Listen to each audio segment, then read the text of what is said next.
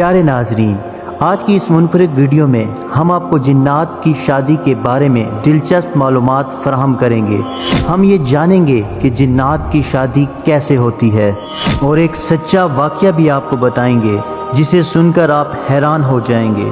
کچھ لوگوں کا خیال ہے کہ جنات شادی نہیں کرتے، لیکن قرآن و مجید کے دلائل سے یہ بات ثابت ہے کہ جنات شادی بھی کرتے ہیں اور ان کے بچے بھی پیدا ہوتے ہیں۔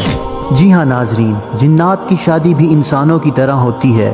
جس طرح انسانوں کی شادی میں ناچ گانا اور دیگر رسومات ہوتی ہیں، ٹھیک اسی طرح جنات کی شادی میں بھی رقص اور دیگر رسومات ادا کی جاتی ہیں۔ حتیٰ کہ ان کی شادی میں بہترین کھانے کا انتظام بھی کیا جاتا ہے۔ جنات مور اور ہرن کے گوشت کو بے حد پسند کرتے ہیں اور شادیوں میں ان کا بھرپور استعمال کرتے ہیں، اور جنات کو میٹھا بھی بے حد پسند ہوتا ہے اور ان کا کھانا بے حد لذیذ ہوتا ہے۔ پیارے دوستو، جنات کی شادی میں نکاح بھی پڑھایا جاتا ہے، جس کا اعتراف ایک مولانا صاحب نے خود کیا ہے۔ مولانا نواب علی شاہ نے واقعہ سنایا ہے کہ ایک رات جب میں اپنے گھر پر آرام کر رہا تھا تو میرے دروازے پر دستک ہوئی۔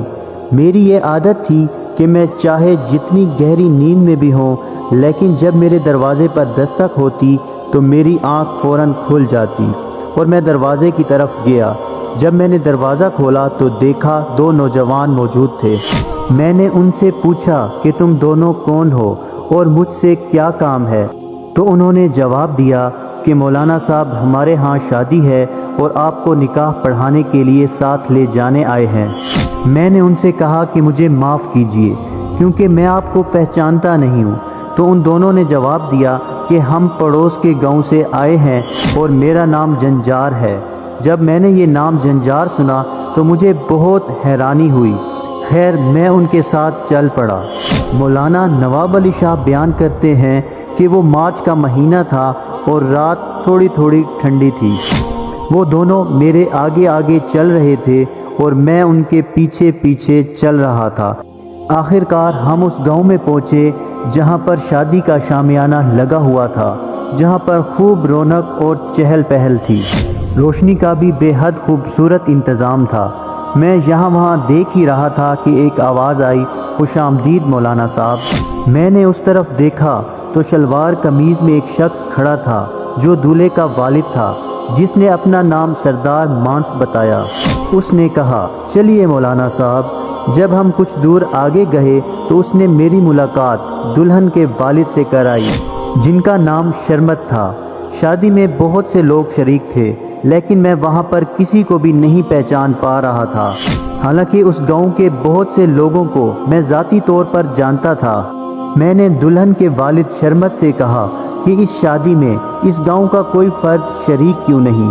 تو اس پر دلہن کے والد نے کہا، اچھا یہ بات ہے۔ تو اس نے ایک لڑکے کو اپنے پاس بلایا اور اس سے کچھ کان میں کچھ کہا۔ مولانا صاحب بیان کرتے ہیں کہ اس کی تھوڑی دیر بعد میں نے نظر صاحب کو دیکھا، جن کی گاؤں میں ایک دکان تھی۔ اس کے بعد وہاں پر مجھے جانے مانے چہرے نظر آنے لگے، جنہیں دیکھ کر مجھے تسلی ہوئی۔ میں نے نظر صاحب سے پوچھا کہ آپ کی دکانداری کیسے چل رہی ہے؟ تو انہوں نے چونک کر جواب دیا، اچھی چل رہی ہے۔ اس کے بعد دلہا کے والد نے مجھے بلایا اور کہا، مولوی صاحب نکاح پڑھائیے، دیر ہو رہی ہے۔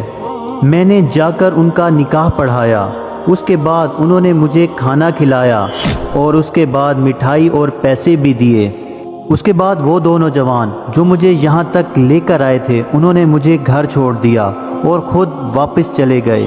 مولانا صاحب بیان کرتے ہیں کہ اگلی صبح جب میں ان لوگوں سے ملا جن سے میری ملاقات رات کو ہوئی تھی، تو میں نے ان سے رات کے واقعے کا ذکر کیا تو ان لوگوں نے کہا کہ مولانا صاحب، ہم تو کسی شادی میں بھی شریک نہیں ہوئے، ہم تو اپنے گھروں میں موجود تھے اور ہماری اور آپ کی ملاقات ہی نہیں ہوئی۔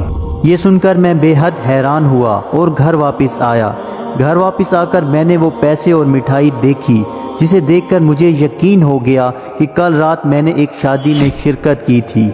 بعد میں مجھے اس بات کا اندازہ ہو گیا کہ کل رات میں نے جس شادی میں شرکت کی تھی وہ انسانوں کی نہیں بلکہ جنات کی شادی تھی۔